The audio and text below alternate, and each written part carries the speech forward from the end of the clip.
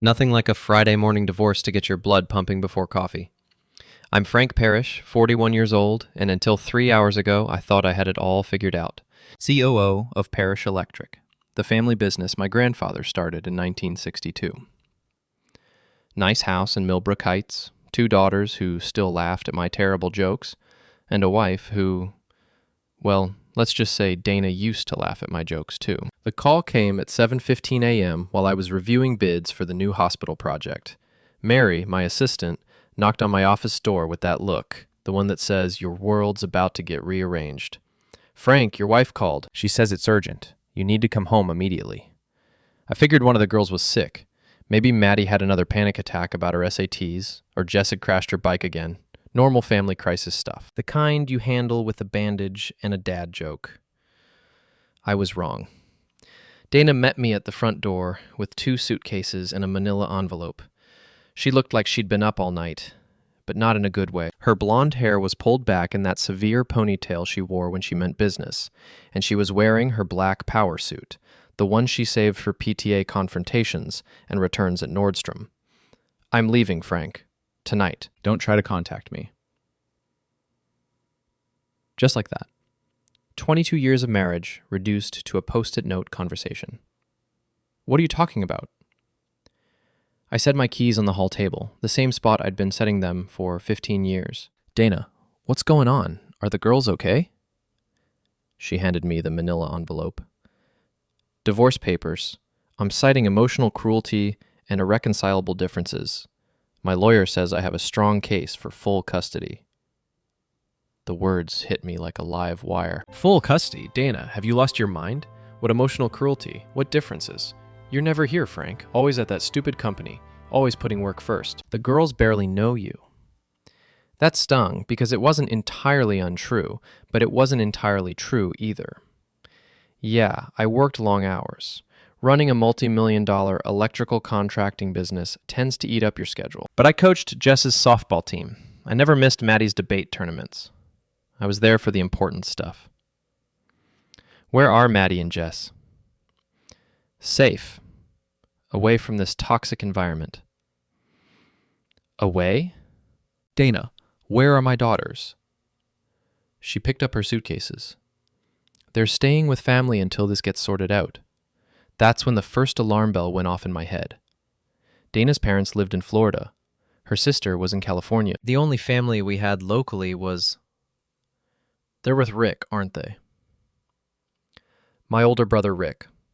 Company president, charming smile, weak handshake. The golden boy who'd inherited dad's looks and mom's political instincts, while I got stuck with the actual work ethic. Dana's silence was answer enough. Jesus Christ, Dana. You moved our daughters in with my brother without telling me, Rick offered. He has that big house, and the girls love their Uncle Rick. Something cold settled in my stomach. How long has this been planned? What do you mean? I mean, how long have you been planning this? The papers, the living arrangements, moving the girls. This isn't something you threw together this morning. She headed for the door. I'll be in touch through my lawyer. Dana, wait. We can work this out. Whatever's wrong, we can fix it. She turned back, and for a second, I saw something that might have been guilt flicker across her face. Then it was gone. Replaced by that cold determination that used to intimidate the other soccer moms.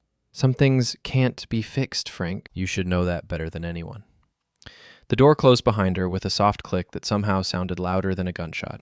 I stood there for maybe 10 minutes, staring at the manila envelope like it might spontaneously combust. Then I opened it and started reading. Legal language is designed to make simple things sound complicated, but the message was clear enough. Dana wanted everything. The house, the cars, full custody, and enough alimony to fund a small country. That's when I noticed something else. Our joint checking account was empty. The savings account, too. Even the emergency fund we'd been building for the girls' college tuition. Gone. I called the bank. Very sorry, Mr. Parrish, but Mrs. Parrish withdrew the funds yesterday afternoon. Yes, she had authorization. No, there was nothing they could do. 22 years of marriage, and she cleaned me out in one afternoon. I walked through the house taking inventory. The good china was gone, Dana's jewelry, obviously, but also some of mine. My father's watch, my grandfather's cufflinks, the expensive artwork we'd bought on our anniversary trip to Santa Fe, even the leather recliner I'd saved up for last Christmas. She'd left the furniture, but only because it was too heavy to move quickly. Everything of real value was gone. I found myself laughing. Not happy laughter, the kind of laugh that comes right before you either start crying or start breaking things. My phone buzzed. Text message from Rick. Sorry about this, bro. The girls are fine. We'll talk soon. Sorry about this? Like he was apologizing for rain at a picnic. I poured myself 3 fingers of bourbon, the cheap stuff since Dana had apparently taken the good bottle too, and sat down at the kitchen table to think. There had to be more to this story. Dana wasn't the type to make impulsive decisions. She planned her grocery shopping like a military operation. A divorce and custody grab this coordinated had been in the works for months. But why now? What had changed? My phone rang. Mary from the office. Frank, I hate to bother you, but Tony from the warehouse is here asking about the Henderson job. He says Rick told him to redirect all the materials to the Morrison project instead. Tony Castellano ran our warehouse like his personal kingdom. Good guy, hard worker, but he also knew every piece of gossip in a 50-mile radius. If Rick was making unilateral decisions about job materials, Tony would have questions. Tell Tony I'll be there in an hour. And Mary, see if you can get Rick on the phone. We need to have a conversation. He's not in today. Said he had family obligations. Family obligations, right. I finished my bourbon and headed back to the office. If Dana thought she could blindside me and walk away with everything, she was about to learn something about the Parrish family she'd apparently forgotten. We don't go down easy. The Parrish Electric building sat on 5 acres of prime commercial real estate on the north side of town. 3 generations of electrical contractors had built something worth being proud of. We employed 47 people, maintained contracts with half the major construction companies in the state, and had a reputation for getting the job done right the first time. Walking into that building Monday morning felt like stepping into a different world. Same fluorescent lights, same smell of coffee and electrical components, but everything had shifted. The way Mary looked at me when I walked past her desk, the way the conversation stopped when I entered the break room. News travels fast in a small company, and news about the boss's personal life travels at light speed. Morning, Frank! Tony Castellano emerged from the warehouse with a clipboard and that expression he wore when he had information to share. Heard you had a rough weekend. News to me, Tony. What did you hear? He glanced around, then lowered his voice. Well, you know Sheila Morrison, Dana's friend from the neighborhood? She was in here Friday afternoon picking up materials for her husband's garage project. Got to talking with Mary about this and that. Tony paused, milking the moment. He'd missed his calling as a soap opera writer. And, according to Sheila, Dana's been spending a lot of time at Rick's place lately, helping him redecorate after his divorce, she said. Lots of evening visits. Very hands-on with the decorating, if you know what I mean. The pieces clicked into place with an almost audible snap.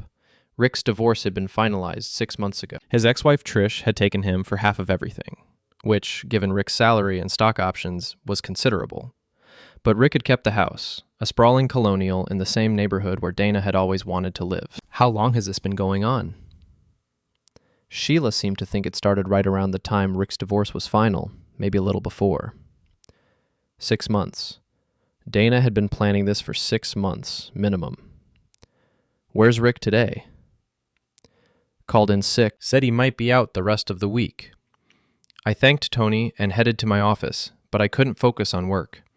Every time I tried to review a contract or return a phone call, my mind kept circling back to the same question. How had I missed this? But deep down, I knew the answer. I hadn't missed it. I'd ignored it. The late nights when Dana said she was at book club, but came home smelling like cologne that wasn't mine. The way she started dressing up for trips to the grocery store. The new lingerie that never seemed to make an appearance in our bedroom. I'd told myself she was going through a phase, maybe a midlife crisis. I'd figured she'd work through it, and we'd get back to normal. Instead, she'd been working through it with my brother. Around noon, Mary knocked on my door. Frank, there's someone here to see you. Says it's personal. The someone turned out to be Trish Dorsey, Rick's ex-wife. Tall, auburn-haired, with a kind of sharp intelligence that had probably attracted Rick before it started threatening him. "Hello, Frank. I hope you don't mind me stopping by." "Not at all. Come in, sit down. Can I get you coffee?" "No, thanks. I won't take much of your time." She settled into the chair across from my desk and crossed her legs. "I heard about Dana. News travels fast. Small town, big mouths." She smiled, but there wasn't much humor in it. "I also heard she's been staying with Rick." "Apparently so." Trish opened her purse and pulled out a manila folder. "I thought you might find this interesting." The folder contained photographs. Rick and Dana at restaurants, I recognized. Rick and Dana walking into a hotel downtown. Rick and Dana in what appeared to be a very intimate conversation at a coffee shop. The photos were dated. The earliest was from 8 months ago. "Where did you get these?" "I hired a private investigator during my divorce. Rick was claiming he couldn't afford the settlement I was asking for. Said business was slow. I wanted to make sure he wasn't hiding assets." She pointed to one of the restaurant photos. "That's Le Bernardin, $150 a plate. Not exactly where you take someone when money's tight." I studied the photos more carefully. In several of them, Rick and Dana were holding hands. In others, they were kissing. One showed them entering what was clearly a hotel room. "Why are you showing me this?" "Because Rick screwed me over, and now he's screwing you over. And because Dana was supposed to be my friend." Trish's voice had an edge to it that could have cut glass. "She sat in my living room last Christmas, drinking my wine, telling me how sorry she was about my marriage falling apart. The whole time, she was sleeping with my husband. Ex-husband. Not at Christmas, he wasn't." The implications hit me like a freight train. Dana hadn't just been having an affair with Rick. She'd been having an affair with a married man. She'd helped break up Rick and Trish's marriage, then moved in for the kill on mine. "There's more," Trish said. She pulled out a stack of papers. "Bank records. Rick's been using company funds to pay for their little romantic getaways. Not stealing, exactly, but definitely creative with the expense accounts." I flipped through the records. Hotel bills charged to client entertainment. Restaurant meals listed as business dinners. Even a weekend trip to Chicago that Rick had claimed was for a trade show, but the dates didn't match any industry events I knew about. "How did you get these?" "Rick never changed the passwords on his accounts after our divorce. Amazing how careless people get when they think they're in the clear." I leaned back in my chair, trying to process everything. My wife had been cheating on me with my brother for the better part of a year. They'd used company money to fund their affair, and they'd coordinated their moves to leave me with nothing while they rode off into the sunset together. "What do you want, Trish?" "I want Rick to pay for what he did to me, and I want Dana to pay for what she did to both of us." She stood up and smoothed her skirt. "I thought you might want the same thing." After she left, I sat staring at the photos and bank records spread across my desk. 22 years of marriage, and this is what it came down to. Evidence of betrayal in a manila folder. My phone buzzed. Text from Dana.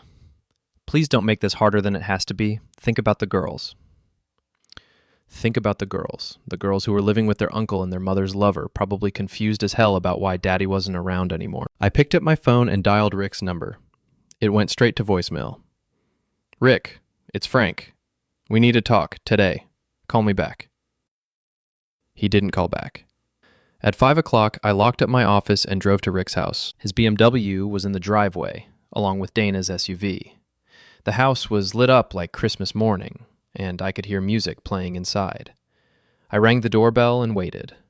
After a few minutes, Rick answered. He was wearing khakis and a polo shirt, like he was headed to a country club. His hair was perfectly styled, and he smelled like expensive aftershave. "Frank, hey, what's up? We need to talk. This isn't really a good time. Make it a good time." Rick glanced back into the house, then stepped outside and closed the door behind him. "Look, I know this is awkward, but Dana needed somewhere to stay, and the girls needed stability." "Stability, right." I pulled out one of Trish's photographs and handed it to him. "How long has this been going on?" Rick's face went pale. "Frank, I can explain. 8 months, according to the date stamp. That's a long time to be explaining." "It just happened, okay? We didn't plan it." Dana was unhappy, and I was going through the divorce, and we were both just screwing each other. Yeah, I get that part. Rick handed the photo back. What do you want me to say? I'm sorry? Fine, I'm sorry. But Dana and we're good together. We make each other happy. What about my daughters? What about the company? What about the fact that you're supposed to be my brother? The girls will adjust. Kids are resilient, and the company will be fine. Better, maybe, without all the tension between you and Dana affecting everything. That's when I hit him. I'm not proud of it, but I'm not sorry either. 22 years of marriage, 41 years of brotherhood, and he thought the girls would just adjust to their father being erased from their lives. Rick stumbled backward and sat down hard on his front steps. Blood trickled from his nose. Jesus, Frank, what the hell? That's for my daughters. And this? I walked over to his BMW and picked up a decorative rock from his landscaping. This is for my wife. The rock went through his windshield with a satisfying crash. Car alarm started wailing up and down the street. Frank, stop. You're crazy. No, Rick. Crazy would be burning your house down. This is just getting your attention. I dropped the rock and headed back to my truck. Rick was on his feet now, shouting something about calling the police, but I wasn't listening. I had work to do. Tuesday morning brought two things: a phone call from Officer Riley of the local police department and a visit from my mother. We had a complaint about some property damage at your brother's residence last night. You want to tell me your side of the story? Officer Riley was a decent guy. I'd done electrical work on his house a few years back, and we'd gotten along fine. He had the look of someone who'd rather be doing anything else than mediating family disputes. My brother's been sleeping with my wife, Officer Riley. They've been planning to destroy my marriage for months. They've got my daughters living with him, and yesterday he told me the kids would adjust to not having their father around. So I broke his windshield. Riley nodded and made a note. Your brother wants to press charges. I figured he might. He also says you hit him. I did. Once. He's lucky it was only once. Riley closed his notebook. Look, Frank, I get it. I've been divorced twice. Both times felt like the end of the world, but you can't go around breaking things and hitting people, no matter how much they deserve it. So what happens now? Rick's willing to drop the charges if you pay for the windshield and agree to stay away from his property. How much? $800. I wrote the check on the spot. $800 to punch my brother in the face and destroy his car windshield seemed like a bargain. After Riley left, I found my mother sitting in the company break room, drinking coffee and chatting with Mary like she owned the place, which, technically, she did. Evelyn Parrish was 78 years old, 5 feet 2 inches tall, and tougher than a $2 steak. She'd raised 3 boys, buried a husband, and turned a small electrical business into a multi-million-dollar operation. She owned 60% of Parrish Electric stock, which made her the ultimate authority on all major decisions. Hello, Franklin. She was the only person who still called me by my full name. Usually, it meant I was in trouble. Hi, Mom. What brings you by? I heard about your marriage troubles. Thought we should talk. We walked to my office, and Mom settled into the same chair Trish had occupied the day before. She looked around at the photos on my walls, pictures of job sites, company picnics, the girls at various ages, and nodded approvingly. Tell me what happened. So I did. All of it. The divorce papers, the empty bank accounts, the photos Trish had shown me, Rick's casual dismissal of my daughter's feelings. Mom listened without interrupting, her expression growing darker with each detail. How long have you known? She asked when I finished. Known what? That Rick was stealing from the company. I blinked. Mom, I don't think he's actually stealing. She opened her purse and pulled out a thick folder. I've been reviewing the books, Franklin. Rick's been very creative with his expense accounts. Very creative indeed.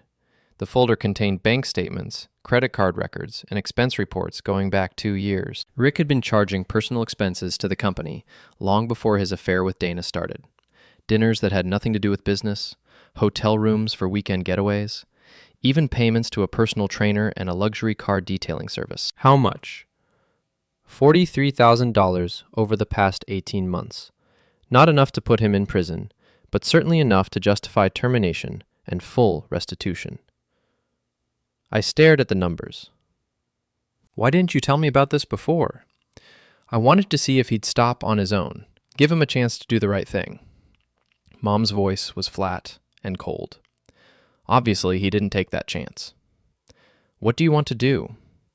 I want him gone, out of the company, out of the family business, and out of our lives. But first, I want him to understand exactly what he's lost. Mom had always been strategic in her thinking, but this was different. This was personal. What about Dana and the girls? Dana made her choice. As for Maddie and Jessica, their parish family, no matter what their mother does, we'll make sure they're taken care of.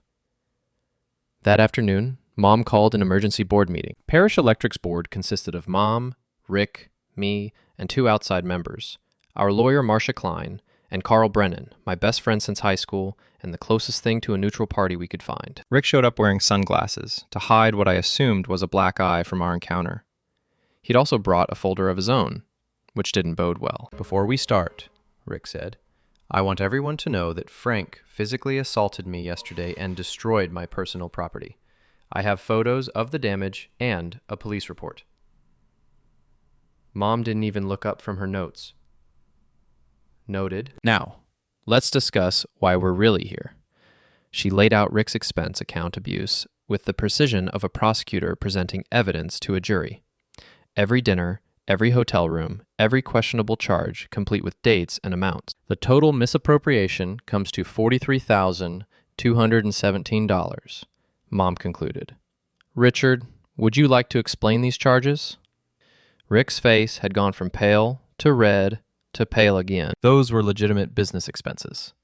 Client entertainment, trade shows, professional development. Really? Marcia Klein opened her own folder.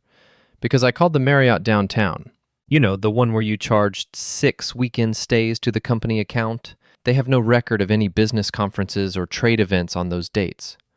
I was meeting with clients. Which clients?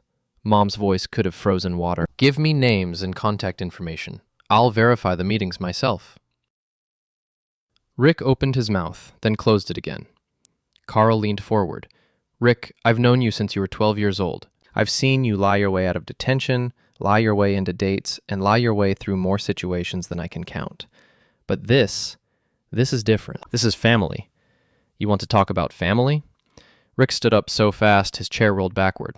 Frank destroyed my car. He hit me. And you're all sitting here acting like I'm the criminal? You are the criminal, I said quietly. You stole from the company. You stole my wife. You stole my daughters. The only difference is I can prove the company theft. Rick pulled out his folder and slammed it on the table. You want proof? Here's proof. Frank's been skimming money from job sites for years. Cash payments that never make it into the books. I've got documentation going back 5 years. The room went silent. I felt my stomach drop. That's not true, I said. Really? What about the Henderson job last month? Client paid $15,000 in cash for change orders. Where's that money, Frank? I looked at the papers Rick was spreading across the table. They appeared to be copies of invoices and payment records, but something was wrong with them. Those are forgeries, I said. Prove it. Marcia Klein picked up one of the invoices and studied it carefully. Rick, this is interesting. According to this document, Frank received $15,000 in cash on March 15th. But look at the date stamp. She held up the paper so everyone could see it. This was printed yesterday. The metadata is right there in the corner. Rick grabbed for the paper, but Carl was faster. He snatched the entire folder and started flipping through it. Jesus, Rick. These are all fake. You created these yesterday, probably right after Frank confronted you. That's not, Mom stood up. Richard, you're terminated. Effective immediately. Security will escort you from the building. You have 24 hours to return all company property, including your company credit cards, laptop, and cell phone. You can't do this. I'm family. No, Mom said. Family doesn't steal, family doesn't lie, and family doesn't try to frame their own brother for crimes they didn't commit. Rick looked around the table, probably hoping to find an ally. Instead, he found 4 people who'd just watched him try to destroy his brother with forged documents. This isn't over, he said. Yes, it is, Mom replied. Mary called security 5 minutes ago. They're waiting outside. 2 security guards entered the conference room as if on cue. Rick gathered his fake papers and headed for the door, then turned back. "You'll regret this, all of you." After he left, the room stayed quiet for a long moment. "Well," Carl said finally, "that went better than expected." Mom was already making notes. "Marcia, I want you to review every contract Rick signed in the past year. Make sure we're not exposed to any liability from his decisions." "Already on it." "And I want you to freeze his access to all company accounts, change the locks on his office, and send a formal termination letter to his home address." "Consider it." "Done." Mom turned to me. "Franklin, you're now company president. We'll make the announcement to the staff tomorrow morning." I should have felt victorious. Instead, I just felt tired. "What about the girls?" "We'll figure that out. But first, we need to make sure Rick can't cause any more damage." As the meeting broke up, Carl pulled me aside. "You okay?" "I've been better. Rick's not done, you know. He's going to try something else." "I know. You ready for whatever that is?" I thought about my daughters, living in Rick's house, probably confused and scared about what was happening to their family. I thought about Dana, who'd thrown away 22 years of marriage for a man who'd just tried to frame me for theft. "Yeah," I said, "I'm ready." Word of Rick's termination spread through Parish Electric faster than a short circuit. By Wednesday morning, the entire staff knew that Rick was out and I was in charge. The reactions were mixed, but mostly positive. Rick had never been popular with the rank-and-file employees, who saw him as the pretty boy who got promoted because of his name rather than his abilities. Tony Castellano summed up the general sentiment when he stopped by my office around 10 a.m. "About damn time," he said, settling his considerable bulk into the chair across from my desk. Rick never did understand the difference between running a business and playing dress-up. He had his strengths. "Yeah? Name one." I couldn't, which probably said everything that needed to be said about Rick's tenure as company president. "So what's the plan, boss?" The plan, as it turned out, was more complicated than I'd expected. Rick might have been gone, but the damage he'd done was still unraveling. 3 major clients called that morning asking for reassurance that their projects wouldn't be affected by the, quote, management changes. 2 suppliers wanted to know if Parish Electric was having financial difficulties, and our insurance company requested a meeting to discuss, quote, recent developments. In the middle of dealing with all that, Mary knocked on my door. "Frank, there's a reporter here from the Tribune. Says she's doing a story about local business news." The Tribune was our regional newspaper, circulation about 50,000. Not exactly the Washington Post, but big enough to cause problems if they decided to run a story about family drama at Parish Electric. The reporter turned out to be Jennifer Walsh, a woman in her 30s with short dark hair and the kind of sharp eyes that suggested she didn't miss much. She was polite but persistent, asking questions about Rick's departure and the company's future plans. "Mr. Parrish, there are rumors that your brother was terminated for financial irregularities. Can you comment on that?" "Rick's employment was terminated for violation of company policies. Beyond that, it's a personnel matter." "What about reports that this is related to personal issues between you and your brother?" "I'm not sure what you mean." Jennifer Walsh smiled. "Mr. Parrish, I've been covering business news in this area for 8 years. When the president of a major local company gets fired by his own family, and that same week his brother files for divorce, people notice." She was fishing, but she was fishing in the right pond. I gave her the standard no-comment response and showed her out. But I had a feeling we hadn't seen the last of Jennifer Walsh. That afternoon brought a more serious problem. Marcia Klein called an emergency meeting to discuss what she'd found in Rick's files. "We have a situation," she said, spreading documents across the conference table. "Rick signed 3 contracts in the past month that are going to cost us money. Big money. The first contract was for electrical work on a shopping center renovation. Rick had underbid the job by almost $30,000, apparently trying to beat out a competitor. The second was even worse. Rick had agreed to complete a hospital project with a penalty clause that would cost us $50,000 for every week we were late, and the timeline he'd agreed to was impossible. The third contract was the worst of all. Rick had signed an agreement to wire a new office complex, but he'd failed to account for prevailing wage requirements. The job would cost us nearly $100,000 more than we'd budgeted. How did this happen? I asked. Rick was desperate to show results after your mother started questioning his performance. He was signing anything that looked like revenue regardless of profitability. I stared at the numbers. Can we get out of these contracts? not without significant penalties, and if we try to break them, it'll destroy our reputation with other clients. So Rick's parting gift to the family business was a $250,000 hole in our budget. Perfect. There is one option, Marcia said. We could sue Rick personally for the losses, claim he exceeded his authority or acted negligently. Would that work? Maybe. But it would mean more publicity, more family drama in the newspapers, and Rick doesn't have enough personal assets to cover the losses anyway. I was still mulling over our options when Mary knocked on the door. Frank, sorry to interrupt, but you have a visitor. Says it's urgent. The visitor was Dana. She was wearing jeans and a sweater instead of her usual power suit, and she looked like she hadn't been sleeping well. Hello, Frank. Dana, what can I do for you? She glanced around the conference room, taking in the scattered contracts and legal documents. Can we talk privately?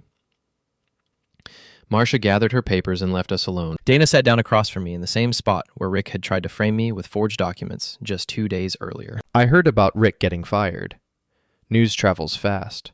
Frank, I need you to know that I didn't have anything to do with the company problems. The expense accounts, the bad contracts, that was all Rick. Okay. I mean it. I know you probably think I was involved, but I wasn't. I didn't even know about most of it until yesterday. I studied her face, looking for tells. Dana had always been a good liar, but she had habits when she was being deceptive. She touched her hair, avoided eye contact, spoke a little too fast. She was doing all three. Why are you here, Dana? The girls miss you. They want to see you. Then bring them home. It's not that simple. The custody arrangement... Sigh. What custody arrangement? We're not divorced yet. I'm still their father. Dana shifted in her chair. Rick thinks it would be better if we waited until the legal issues are settled. Rick thinks. What do you think? I think this whole situation got out of hand. Maybe we moved too fast. For a moment, I felt a flicker of hope. Maybe Dana was having second thoughts. Maybe there was a way to salvage something from this mess. Then I remembered the photos Trish had shown me. 8 months of planning, 8 months of lies. Dana, do you love him? What? Rick, do you love him? She looked down at her hands. It's complicated. No, it's not. It's the simplest question in the world. Do you love my brother? Frank. Because if you do, then we don't have anything to talk about. You made your choice. But if you don't, if this was just some kind of midlife crisis or revenge fantasy, then maybe we can figure something out. Dana was quiet for a long moment. When she finally looked up, her eyes were wet. I don't know what I want anymore. That's not an answer. It's the only answer I have. She stood up and headed for the door, then turned back. Frank, whatever happens between us, please don't take it out on the girls. They didn't ask for any of this. After she left, I sat alone in the conference room, staring at the contracts that were going to cost us $250,000, and thinking about the woman who just walked out of my life for the second time in a week. My phone buzzed. Text message from an unknown number. Saw your wife leaving the office. Trouble in paradise. R. Rick was watching me, or having me watched.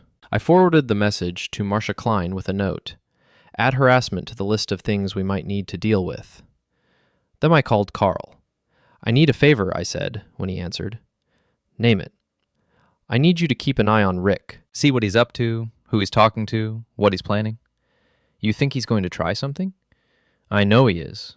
The question is what? Carl was quiet for a moment. Frank, how far are you willing to go with this? What do you mean? I mean, Rick's not just going to disappear. He's going to keep pushing, keep trying to hurt you and the company. At some point, you're going to have to push back harder than you've been pushing. I thought about my daughters, living in Rick's house. I thought about Dana, confused and manipulated by a man who just tried to frame me for theft. I thought about the employees who depended on Parish Electric for their livelihoods, and the clients who trusted us to do the job right. As far as I need to go, I said, okay, but Frank, when this gets ugly, and it's going to get ugly, don't do anything stupid. We do this smart, we do this legal, and we do this right. Understood. But as I hung up the phone, I was already thinking about how to make Rick pay for what he'd done, as well, and I was pretty sure my definition of smart, legal, and right was about to get very creative. Thursday morning brought the news I had been dreading. Jennifer Walsh's story was running in the Tribune's business section. The headline read, "Family Feud Rocks Local Electrical Contractor." The article was professionally written and carefully sourced, but it painted a picture of Parish Electric as a company in chaos. Walsh had somehow gotten quotes from 2 former employees who described Rick as erratic and financially irresponsible. She'd also managed to confirm that Rick had been terminated for cause, though she didn't have specifics about the expense. Account fraud. Worst of all, she'd connected Rick's firing to my divorce proceedings, though she'd been careful to avoid anything that might constitute libel. The timing of these events has raised questions about whether personal conflicts are affecting the stability of one of the region's largest electrical contracting firms, the article concluded. I was reading the story for the 3rd time when Mary knocked on my door. "Frank, your mother's here, and she doesn't look happy." Mom swept into my office like a force of nature, carrying a copy of the Tribune and wearing the expression she'd reserved for parent-teacher conferences when Rick and I were kids. "This stops now," she said, dropping the newspaper on my desk. "Mom, I didn't talk to the reporter. I gave her a standard no comment." "I'm not talking about the reporter. I'm talking about this war with your brother. It's destroying the company." She was right, and I knew it. In the 4 days since Rick's termination, we'd lost 2 potential clients, had 3 others demand meetings to discuss stability concerns, and watched our stock price drop 15%. "What do you want me to do?" "Rick started this, and you're going to finish it. Today." Mom sat down and fixed me with the stare that had terrified 3 generations of parish men. "I've been thinking about this situation, and I've realized something. Rick isn't the real problem. Dana is." "What do you mean?" "Rick's always been weak. Weak men make bad decisions when they're pushed by strong women. Dana pushed him into this affair. Pushed him into the financial irregularities, and she's probably pushing him into whatever he's planning next." I thought about Dana's visit the day before, her confusion and apparent regret. "I'm not sure that's fair. Dana's made her share of mistakes, but Franklin, your wife cleaned out your bank accounts, moved your daughters in with her lover, and filed for divorce, all in the same week. That's not the behavior of someone who's confused or making mistakes. That's the behavior of someone who's been planning a coordinated attack." Mom pulled out another folder. She seemed to have an endless supply of them, and spread more documents across my desk. "I hired my own private investigator. Dana's been meeting with a divorce attorney for 3 months. She's been moving money into accounts Rick doesn't know about. And she's been telling people around town that you're having a nervous breakdown." The last part hit me like a slap. "What people?" "Parents at the girls' school, members of her book club, even some of our clients' wives." Mom's voice was flat and matter-of-fact. "Dana's been laying the groundwork to paint you as unstable and potentially dangerous." I stared at the investigator's report. Dana had been even busier than I'd realized. While I'd been working 60-hour weeks to keep the company running, she'd been systematically destroying my reputation and preparing to take everything I'd worked for. "Why are you showing me this?" "Because I want you to understand what we're really dealing with. This isn't a marriage falling apart. This isn't a brother making bad choices. This is a calculated attempt to destroy you personally and professionally." Mom leaned forward. "Dana wants you broken, Franklin. She wants you poor, alone, and discredited, and she's using Rick to do it. So what do? We give her what she wants, sort of." Mom's plan was elegant in its simplicity. Instead of fighting Dana's narrative that I was having a breakdown, we were going to embrace it. Let her think she was winning. Let Rick think he was safe. And then, when they were both overconfident and careless, we were going to destroy them. "It's going to require some acting on your part," Mom warned. "You're going to have to play the role of the defeated husband and brother. Can you do that?" I thought about Maddie and Jess, living in Rick's house while their mother told lies about their father. I thought about the employees who depended on Parish Electric, watching their company's reputation get shredded in the newspaper. "Yeah," I said, "I can do that." The first part of the plan went into effect that afternoon. I called Rick and asked to meet him for coffee. I made sure to sound defeated, exhausted, like a man who'd given up fighting. We met at a Starbucks downtown. Neutral territory where Rick would feel safe. He showed up wearing sunglasses and a baseball cap, like he was trying to avoid being recognized. The bruise around his eye had faded to a yellowish purple. "Frank, you look terrible." "I feel terrible." I let my shoulders slump, ran a hand through my hair. This whole situation, it's killing me. Rick ordered a complicated coffee drink and settled into the chair across from me. He was trying to look sympathetic, but I could see the satisfaction in his eyes. "I'm sorry it came to this," he said. "I really am." "Are you? Because it seems like you and Dana planned this whole thing pretty carefully." "We didn't plan anything. It just happened." "Right. It just happened that you were ready with a place for Dana and the girls to stay. It just happened that she had divorce papers ready to go. It just happened that all our money disappeared the same day." Rick shifted uncomfortably. "Frank, I know you're angry, but I'm not angry anymore. I'm tired." I looked down at my coffee cup, trying to project defeat and resignation. "I can't fight both of you. I can't fight Mom. I can't fight the board. I give up." "What do you mean?" "I mean, I'm done. I'll sign whatever divorce papers Dana wants. I'll sell my shares in the company. I'll disappear and let you two live happily ever after." Rick leaned forward. "You're serious?" "Dead serious. I just want to see my daughters one more time before I go." "Go where?" "I don't know. Somewhere far away from here. Maybe Colorado." I've always liked the mountains. We talked for another 20 minutes, with me playing the role of the broken man who'd lost everything and just wanted to escape. Rick bought every word of it. By the time we parted ways, he was practically bouncing with excitement. Phase 1 complete. That evening, I drove to Rick's house and rang the doorbell. Dana answered, looking surprised to see me. "Frank? What are you doing here?" "I came to see the girls, and to talk to you." She let me in, and I found Maddie and Jess in the living room, doing homework and watching TV. They both jumped up when they saw me. "Dad!" Jess threw her arms around me, and for a moment, all the planning and plotting faded away. These were my daughters, and they'd been caught in the middle of something they didn't understand. "Hey, kidda, how are you holding up?" "We're okay," Maddie said, but I could see the uncertainty in her eyes. "Dad, what's happening? Why can't we come home?" "It's complicated, sweetheart. Your mom and I are having some problems, and we need to work them out." "Are you getting divorced?" I glanced at Dana, who was standing in the doorway, looking uncomfortable. "We're talking about it. But no matter what happens between your mom and me, we both love you very much. That's never going to change."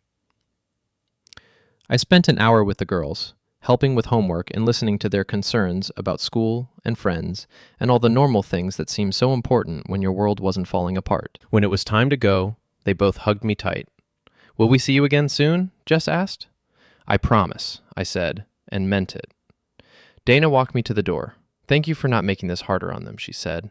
"They're my daughters, Dana. I'm not going to hurt them to get back at you." She looked like she wanted to say something else, but Rick appeared in the hallway behind her. "Frank, didn't expect to see you here." "Just visiting my daughters. Is that okay with you?" "Of course. They're always welcome to see their father." The condescension in his voice was thick enough to cut with a knife. I bit back my first 3 responses and went with something that fit my defeated husband persona. "I appreciate that. I know this situation isn't easy for anyone." Rick put his arm around Dana's waist, a gesture that was clearly meant to mark his territory. "We're all just trying to do what's best for the girls," he said. "Right. Well, I should go. Dana, we should probably talk soon about the divorce arrangements." "Okay. I'll have my lawyer call you." I drove home to my empty house, poured myself a drink, and called Mom. "How did it go?" "They bought it. Rick thinks he's won, and Dana thinks I'm going to roll over and give her everything she wants." "Good. Are you ready for phase 2? Phase 2 was where things got interesting. Friday morning, I played my part perfectly. I showed up at the office looking haggard and defeated, told Mary I was taking a personal day, and made sure several employees overheard me talking about needing some time to think about my future. By noon, the Gossip Network had done its work. Tony Castellano called to check on me. 2 of our longtime clients called to express concern. Even Jennifer Walsh from the Tribune left a voicemail asking if I wanted to make a statement about, quote-unquote, recent developments. Perfect. Everyone in town now believed that Frank Parrish was having a breakdown and considering leaving the business. What they didn't know was that I'd spent the morning in a meeting with Mom, Marcia Klein, and a computer forensics expert named David Chen. While Rick and Dana thought they were winning, we'd been building a case that would destroy them both. "We've got everything," Chen reported, spreading printouts across the conference table. Rick's been sloppy with his digital security. Deleted emails, text messages, even some photos that he thought were gone forever. The evidence was devastating. Text messages between Rick and Dana going back 10 months, detailing their affair and their plans to get rid of me. Emails showing Rick's deliberate sabotage of company projects to make me look incompetent. Even recordings of phone calls where Dana discussed her strategy for taking me for everything in the divorce. But the most damaging evidence was something neither of them had expected us to find. Rick had been skimming money from client payments for over 2 years, hiding the theft by manipulating job costs and inflating expense reports. "How much?" I asked. "Nearly $200,000, Marcia said. Enough for serious criminal charges." "And Dana?" "She knew about it. There are text messages where she tells Rick how to hide the money, which accounts to use, even suggestions for covering his tracks." So Dana wasn't just an unfaithful wife, she was an accomplice to embezzlement. "What's the plan?" Mom asked. "We give them enough rope to hang themselves," I said. That afternoon, I called Rick and asked for another meeting. This time, I suggested we meet at his house, where we could talk privately without worrying about being overheard. Rick was eager to accommodate his defeated brother. When I arrived at 6 p.m., he had a bottle of expensive whiskey waiting, and was wearing the kind of satisfied smile that made me want to hit him again. "Frank, I'm glad you called. Dana and I have been talking, and we want to make this as easy as possible for everyone. I appreciate that." Dana joined us in Rick's living room, looking more relaxed than I'd seen her in months. She was wearing a dress that showed off her figure and had her hair styled the way she used to when we were dating. "Frank, I know this has been hard on you," she said, "but I think in the long run, this is better for everyone. You and I, we weren't happy. We haven't been happy for a long time. Maybe you're right." Rick poured 3 glasses of whiskey and handed me one. "To new beginnings." I raised my glass. "To getting what you deserve." We drank, and Rick started outlining their vision for the future. He would take over Parrish Electric completely, with Dana as his partner in business and life. They'd buy out my shares at a fair price and help me get established somewhere else. "What about the girls?" I asked. "They'll visit you, of course," Dana said, "but they need stability. They need to stay here in their schools with their friends." "And you think living with Uncle Rick provides that stability?" "Rick's been wonderful with them," Dana said, reaching over to squeeze his hand. "He's like the father they never really had." That stung, because it was designed to sting. But I kept my expression neutral and played my role. "I suppose you're right. I was never around much anyway." "It's not your fault," Rick said, with fake sympathy. "You were always more comfortable with the technical side of the business. Management and leadership, those require different skills." "Speaking of which," I said, "I've been thinking about our conversation yesterday, about me selling my shares and leaving town." Rick leaned forward. "And?" "I'm ready to do it, but I have some conditions." "Such as?" "I want to make sure the company's finances are clean before I go. No outstanding debts, no irregularities that could come back to haunt anyone." Rick's smile flickered for just a moment. "Of course, everything's in order." "Good.